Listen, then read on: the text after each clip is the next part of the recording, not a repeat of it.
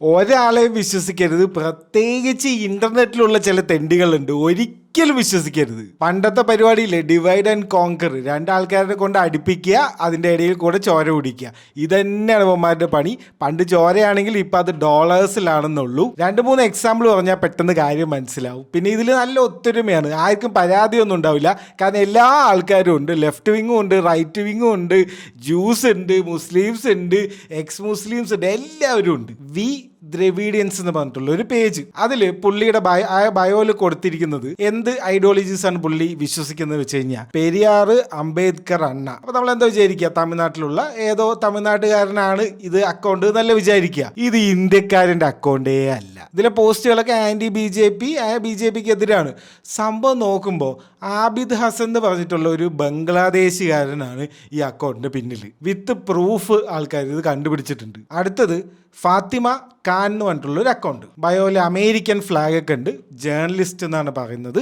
Anti മുസ്ലിം, X മുസ്ലിം എന്നൊക്കെ എഴുതിയിട്ടുണ്ട്. മുസ്ലിംസിനെതിരെയൊക്കെ ഒരുപാട് സംസാരിക്കുന്ന ടോമി റോബിൻസണും നമ്മുടെ ആരിഫ് അണ്ണനൊക്കെ ഫോളോ ചെയ്യുന്നുണ്ട്. നല്ല കാണാൻ കൊള്ളാവുന്ന ഒരു ചിക്കിന്റെ ഫോട്ടോ ഒക്കെ ഇട്ടിട്ടാണ് പുള്ളി പോസ്റ്റ് ഒക്കെ ഇടുന്നത്.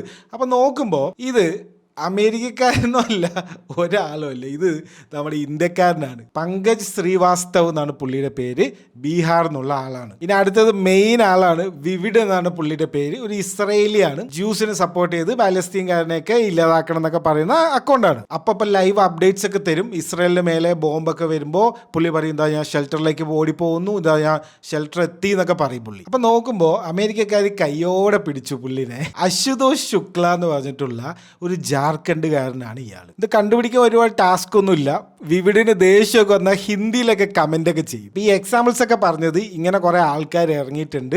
ഈ ഓരോ ഫേക്ക് ഐഡിയോളജീസ് ഒക്കെ വെച്ചിട്ട് ആൾക്കാരിനെ തമ്മിലടിപ്പിച്ചിട്ട് അതിൻ്റെ ഇംപ്രഷനും വ്യൂസ് ഒക്കെ കൂട്ടി അങ്ങനെ എക്സിൽ നിന്ന് ഇലോൺ മസ്കിൻ്റെ കയ്യിൽ നിന്ന് പൈസ മേടിക്കാൻ വേണ്ടി കുറേ ആൾക്കാർ ഇറങ്ങിയിട്ടുണ്ട്. ഇതിനെക്കുറിച്ച് ഞാൻ ഒരു ഡീറ്റെയിൽ ആയിട്ടുള്ള ഒരു പോഡ്കാസ്റ്റ് ചെയ്തിട്ടുണ്ട്. നിങ്ങൾക്ക് ഇതിനെക്കുറിച്ച് താല്പര്യം ഉണ്ടെങ്കിൽ അതൊന്ന് കണ്ടു നോക്കുക. ഗ്യാപ്പ് കിട്ടിയപ്പോൾ പറഞ്ഞു എന്നുള്ളൂ. ഇത് കണ്ടില്ലെങ്കിലും കാര്യങ്ങൾ മനസ്സിലാക്കുക. നിങ്ങൾ ആരോടെങ്കിലും ഈ പൊളിറ്റിക്കലി കമൻറ്റ് ചെയ്ത് ഫൈറ്റ് അടികൂടുന്നുണ്ടെങ്കിൽ അത് ചിലപ്പോൾ ഫേക്ക് ആയിട്ടുള്ള ആരുടെയെങ്കിലും കൂടെ ആയിരിക്കും.